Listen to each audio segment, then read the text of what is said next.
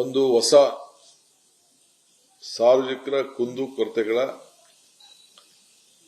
ಒಂದು separate secretariat ಅದನ್ನು ರಚನೆ ಮಾಡಿ ಇಲ್ಲಿ ಬೆಂಗಳೂರಿಗೆ ಬಂದಂತ ಯಾವುದೇ ಊರಿನಲ್ಲಿ ಯಾವುದೇ ಹೋರಾಟ ಮಾಡ್ತಿದ್ದಂಥವ್ರು ಅಂಥವ್ರನ್ನೆಲ್ಲ ಕೂಡ ಅವರ ಅರ್ಜಿ, ಅವರ ಭಾವನೆಗಳು, ಅವರ ವಿಚಾರಧಾರೆಗಳು, ಸಮಸ್ಯೆಗಳು ಅವೆಲ್ಲ ಕೇಳಲಿಕ್ಕೆ ಒಬ್ಬ ಸಪರೇಟ್ ಮಂತ್ರಿನೇ ನೇಮಕ ಮಾಡ್ತೇವೆ.